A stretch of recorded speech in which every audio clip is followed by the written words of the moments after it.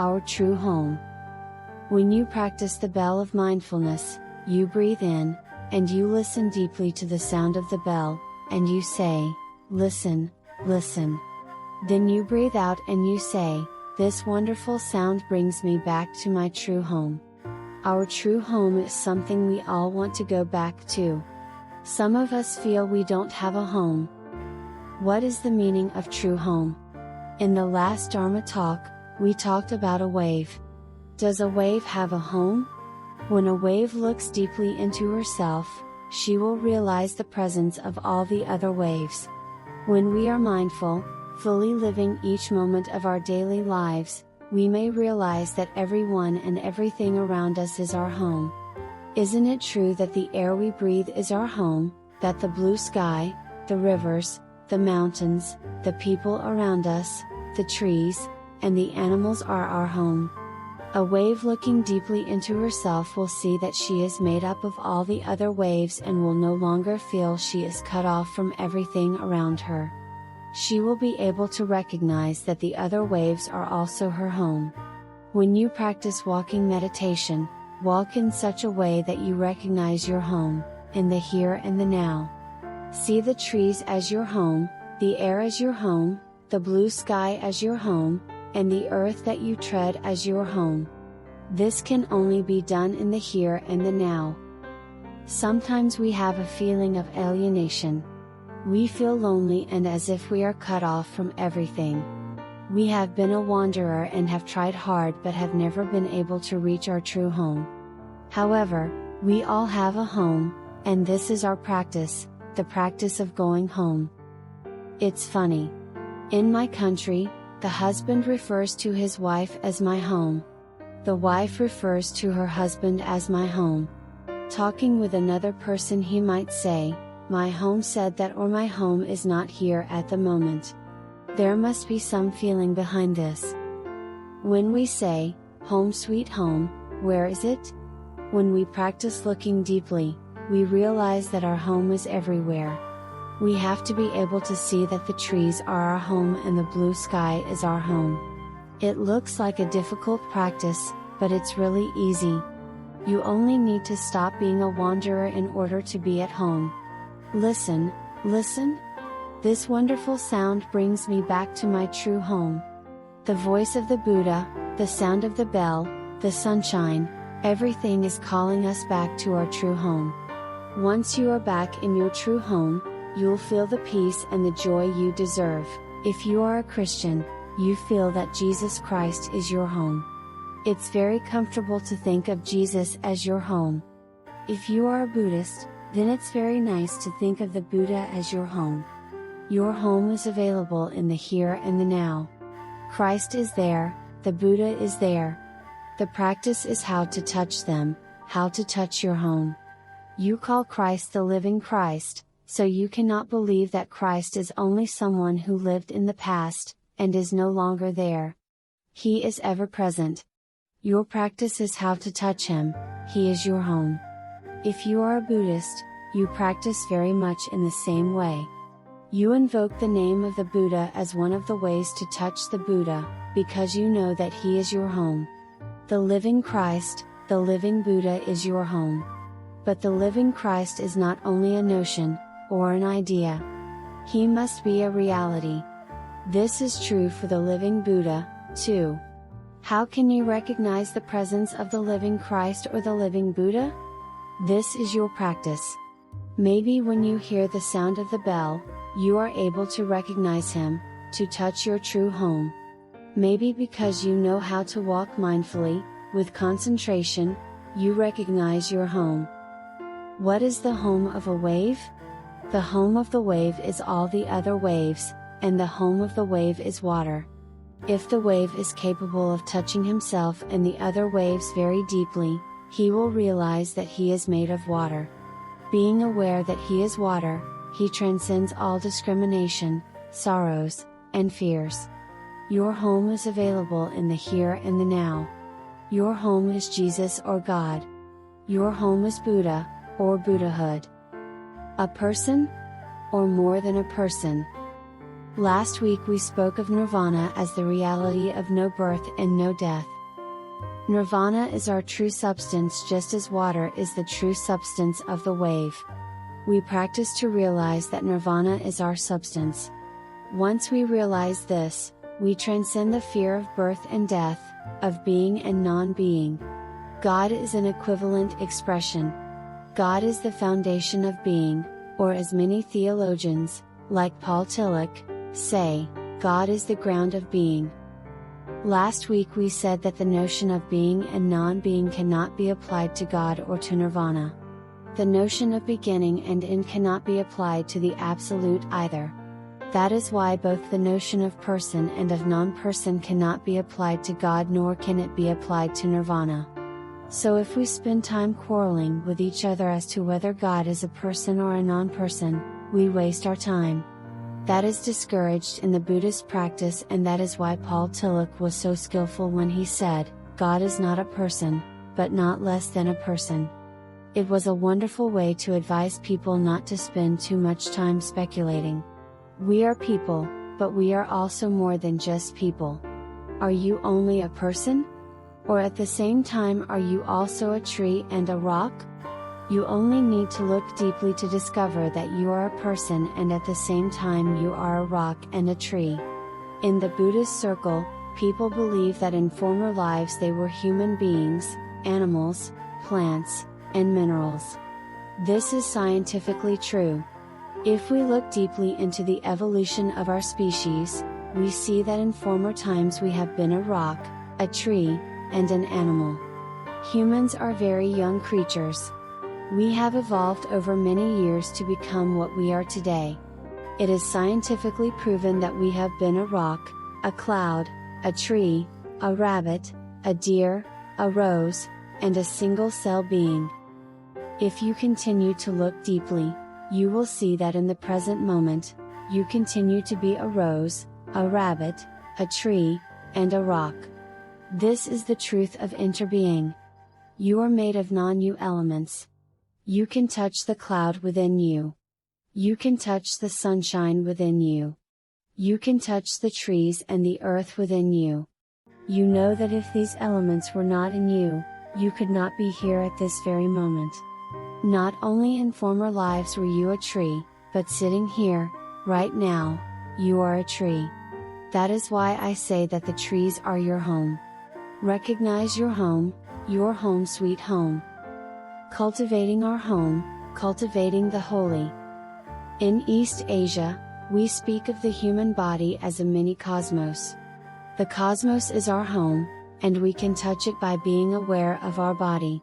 Meditation is to be still, to sit still, to stand still, and to walk with stillness. Meditation means to look deeply, to touch deeply so we can realize we are already home. Our home is available right here and now. Jesus Christ practiced meditation. When John baptized Jesus, he made it possible for the Holy Spirit to be born, or manifested, in Jesus the human being. Then Jesus went to the mountain to spend 40 days in retreat. He practiced meditation and strengthened that spirit in order to bring about a total transformation. Although it's not recorded in what position he practiced, I am sure he did sitting and walking meditation, and that he practiced looking deeply, touching deeply, and nourishing the energy of the Holy Spirit in him. Maybe he sat under a Bodhi tree like the Buddha. Jesus had the power to bring joy, happiness, and healing to others because the energy of the Holy Spirit was full inside him. We have the seed of the Holy Spirit in us. In the Buddhist circle we speak of Buddhahood. We speak of mindfulness. Mindfulness is the energy that helps us be still, to be present, to look deeply and touch deeply so that we begin to understand and realize that we are home. The image of Jesus that is presented to us is usually of Jesus on the cross. This is a very painful image for me. It does not convey joy or peace, and this does not do justice to Jesus. I hope that our Christian friends will also portray Jesus in other ways, like sitting in the lotus position or doing walking meditation. Doing so will allow us to feel peace and joy penetrating into our hearts when we contemplate Jesus. This is my suggestion. Finding refuge in the island of self. In the Buddhist tradition, we practice taking refuge instead of receiving baptism. With a teacher and sangha, or spiritual community, surrounding you, you join your palms, and say, I take refuge in the Buddha. I take refuge in the Dharma. I take refuge in the Sangha. That also is the practice of going home. Your home is the Buddha, the Dharma, and the Sangha, and they are all available in the present moment. You don't have to go to India to practice the 3 refuges. You can be right here to practice taking refuge. Your practice will determine if the feeling of being at home in yourself is deep or not.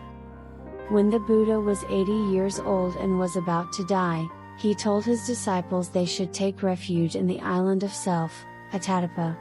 Because if they go back to themselves and look deeply, they will touch the Buddha, the Dharma, and the Sangha in themselves. This still remains a very important practice for all of us. Every time you feel lost, alienated, cut off from life, or from the world, every time you feel despair, anger, or instability, you have to know how to practice going home.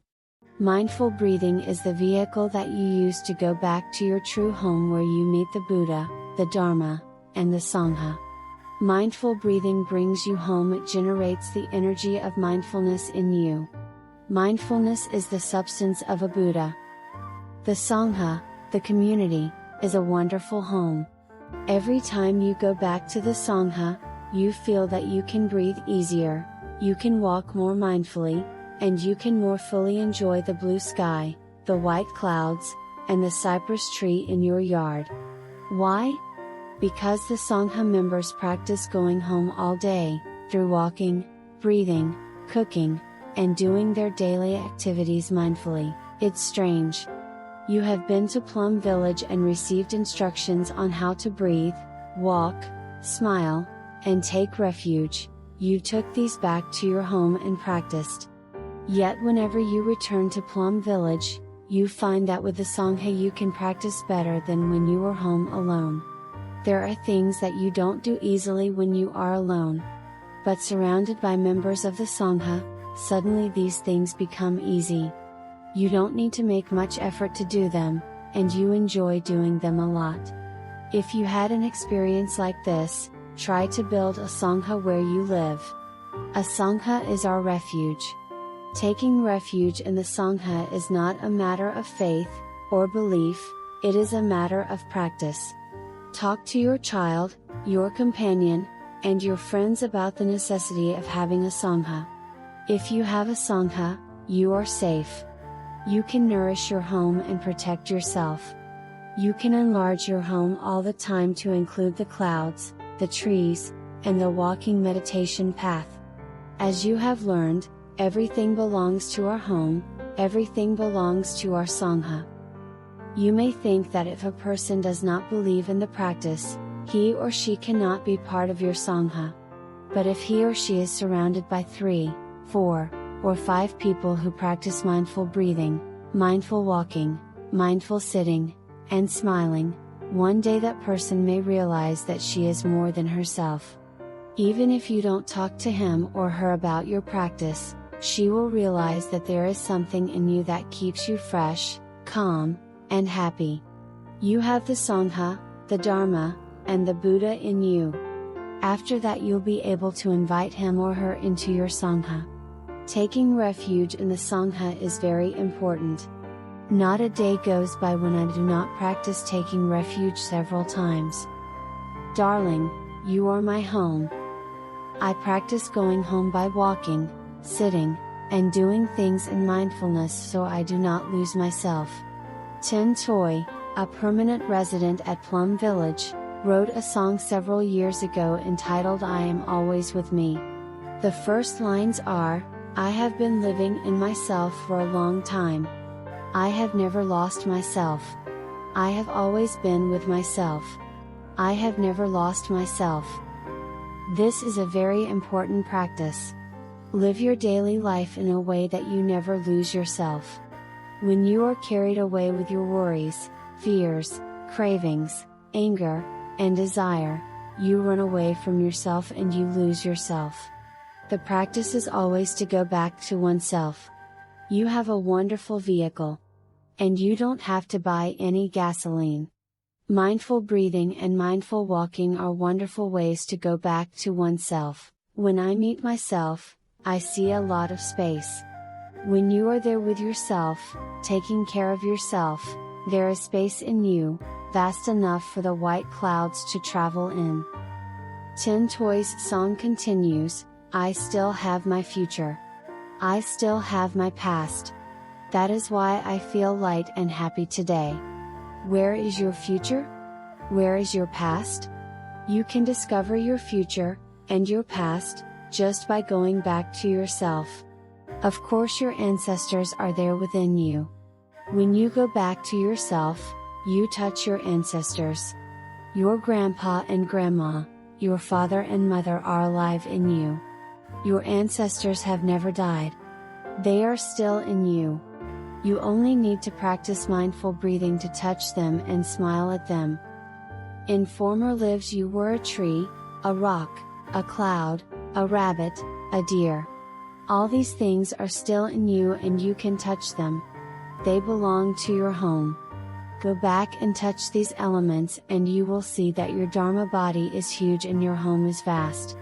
Your brothers and sisters, your children and their children, your students and their students are there. They are not just around you, they are within you. Imagine a lemon tree in springtime. There are a lot of beautiful white lemon blossoms. You don't see any lemons on the tree, yet you know that the lemons are already there. Because the lemon blossoms are there, the lemons are there. So even if you are still young, you can touch your children and your grandchildren within you. Your children and your grandchildren also constitute your home. You have to be able to look at the cypress tree, breathing in, breathing out, smiling, and tell the cypress, darling, you are my home. Touch deeply the earth that you tread, darling, you are my home. The earth can be a mother, she can be a sister. Why do you have to run to find your home? Your home is here, your home is now. Recognize it. Everything, everyone is part of your true home. You have a lot of space. You are not isolated. You are us and you can embrace us as your home. Us means a cypress tree, a deer, a rabbit, and so on. Every one of us needs a home. The world needs a home. There are so many young people who are homeless. They may have a building to live in, but they are homeless in their hearts. That is why the most important practice of our time is to give each person a home. Be a home for them. Each of us has to serve as the home for others. When we look at something or someone, be it a person, a tree, or anything, look at it in such a way that we touch them as part of our home. Here is the Pure Land, the Pure Land is here. That is the beginning of a song we like to sing in Plum Village. The Pure Land is our true home.